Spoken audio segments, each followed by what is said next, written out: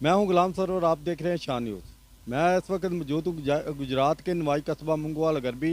जो आज सड़क तमीराती काम हो रहा था वो आज मुकम्मल हुई है। उसका विज़िट करने के लिए हलाक रनिया तशरीफ़ लाए थे। आइए जानते हैं उनसे।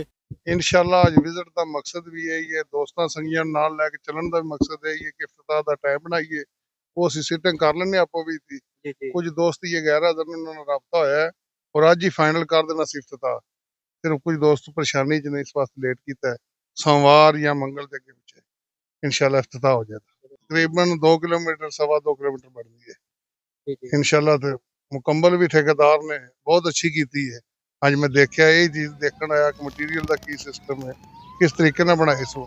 ਇਹ ਵੀ ਉਹਦੀ ਡਿਊਟੀ ਹੈ ਵਿੱਚ ਉਹ ਇਨਸ਼ਾਅੱਲਾ ਮੈਂ ਬਹੁਤ ਜਲਦੀ ਠੇਕੇਦਾਰ ਦਿਲਾਵਾਂਗਾ ਜਿਹਦੇ ਨਾਲ ਖੂਬਸੂਰਤੀ ਵਧਦੀ ਰੋਡ ਦੀ ਪੱਟੀਆਂ ਹੋ ਗਈਆਂ ਸਫਰ ਜਾਂ ਪੁਲੀ ਕੋਲ ਥੋੜਾ ਜਿਹਾ ਪੀਸ ਰਹਿ ਗਿਆ ਉਹਨੂੰ ਕਹਿੰਦੇ ਆ ਕਿ ਇਨਸ਼ਾਅੱਲਾ ਇਫਤਾਰ ਦੀ ਪਹਿਲਾਂ ਮੁਕੰਮਲ ਕਰੇ। कितने देहात के लोग यहाँ से मुतफिक हो सकते हैं इस रास्ते ਇਹ ਜਿतने ਦਿਹਾਤ ਦਿਲੇ ਗੁਜ਼ਰਨ ਇਨਸ਼ਾਅੱਲਾ ਰਸਤਾ ਨਹੀਂ ਮੁੱਕਦਾ। ਖਾਸ ਕਰਕੇ ਸ਼ਾਹ ਰੋਡੂ ਵਾਸਤੇ ਜਾਂ ਮੁਗਵਾਲ ਦੇ ਜੀਆਂ ਵਾਸਤੇ ਜਿਹੜੇ ਜਾਂ ਚਾਹ ਮੁਗਲਾਂ ਜਿतने भी हल्के के जी ने पिंड ने इन्होंने वास्ते सारे वास्ते कोशिश की है कि बड़ा पुरानी इन्हों की ख्वाहिश थी साडा रोड बने। इंशाल्लाह MP साहब ने स्पेशल कोशिश की है, खास करके जिन्होंने दोस्तों सिफारिश की थी रस्ते की उन्होंने भी मेहरबानी जिन्होंने निशानदेही की और MP साहब ने इंशाल्लाह अपना बड़ा स्पेशल पुराना मसला सी सिर्फ पानी ख्याल आया हुआ सड़क ये वेखो जी दोस्तों की वजह से ख्याल आया। अच्छे दोस्त होन अच्छे संगी होन तो निशानदेही करते हैं कि इतने बंदे की जरूरत है। ਅਸੀਂ ਜਿतने भी काम हल्का PP 34 ਚ पे करने ना ਅਸੀਂ ਵੋਟਾਂ ਦੀ ਨਜ਼ਰ ਅੱਗੇ ਨਹੀਂ पे ਕਰਦੇ। ਅਸੀਂ ਆਵਾਮ ਦੀ ਜ਼ਰੂਰਤ ਦੇ ਮੁਤਾਬਕ ਕਰਨੇ ਆ ਪਏ ਕਿ ਆਵਾਮ ਨੂੰ ਕਿੱਥੇ ਕਿੱਥੇ ਜ਼ਰੂਰਤ ਹੈ। ਕਿਤਨਾ ਇਨਗੋਰ ਕੀਤਾ ਗਿਆ ਪੁਰਾਣੇ ਸਿਆਸਤਦਾਨਾਂ ਇਹਨਾਂ ਨੂੰ ਕੀ ਮਸਲਾ ਕਿਉਂ ਨਹੀਂ ਸੁਣੀ ਸਿਰਫ ਇਸ ਗੱਲ ਤੇ ਕਿ ਇਹ ਪਿੰਡ ਛੋਟੇ ਹੈ ਇੱਥੇ ਵੋਟ ਥੋੜੇ ਹੈ। ਅਸਾਂ ਉਹ ਨਹੀਂ ਕੀਤਾ। ਸਾਡੇ ਹਲਕੇ ਪਿਛਲੇ ਜਾ ਕੇ ਚੈੱਕ ਕਰ ਲਓ ਡਿੰਗੇ ਚ ਕਮ ਅਜ਼ ਕਮ 200 ਘਰ ਦਾ ਪਿੰਡ ਹੈ। ਸਭ ਦੀ ਵੱਡੇ ਰੋਡ ਉਹਨਾਂ ਨੂੰ ਦਿੱਤੇ ਨੇ ਕਿ ਅਸਾਂ ਕਿਹਾ ਕਿ ਇੱਥੇ ਜ਼ਰੂਰਤ ਹੈ ਬੰਦਿਆਂ ਦੀ ਕੰਮ ਹੋਣਾ ਜਿਹੜਾ ਹਰ ਬੰਦੇ ਦੀ ਜ਼ਰੂਰਤ ਹੋਵੇ। निरा पार्टी का या वोटर की ख्वाहिश नहीं वेखो। सर उस रोड को दूसरी पार्टी कह रही है ਅਸੀਂ ਬਣਵਾਉਣ ਲੱਗੇ ਆ ਤੁਸੀਂ ਕਹਿ देखो साडा पार्टियां ना कोई नहीं जेड़ा भी बनवाए MNA बनवाए तो तुहानू दिस पवे तो उन्हें बनवाया असा बनवाया तो तुहानू दिस पवे तो साडा ना इफ्तितावां दा फड्डा बनन लगा ते ना कम्मां दा फड्डा। क्यों काम बहुत ने काम अगे होए ही नहीं। मैं उन्हां जियां दा नहीं कहना चाहता कि वो मेरे लीडर रहे ने जिन्हां दा हलका सी उन्हां दे मुतलक मैं कोई लफ्ज नहीं कहना चाहता लेकिन काम दे इस पे ने करा के खीर कर दी ने। देखो जी ये नहीं क्लीयर करीदा सारे हल्के दी आवाम दे क्लीयर है। जेड़े पिंड ने तुहाडे कोले शाह रोडू हो गया दूसरा पिंड की पे कहंदे शाह चाह मुगला हो गया असा इन्हां वास्ते कीता है। रह गया सिफारिश चेयरमैन साहब करन रफाकत करे सदाकत अपना चमरेद करे इन सारे दोस्तां कीती है। असद खड़े असद भी कहा कि इस रोड की बड़ी जरूरत है। जितने भी दोस्त इत्थे आए ने उन्होंने पूछा उन्होंने सारे आख्या कि रस्ता बन जाए बेहतरीन।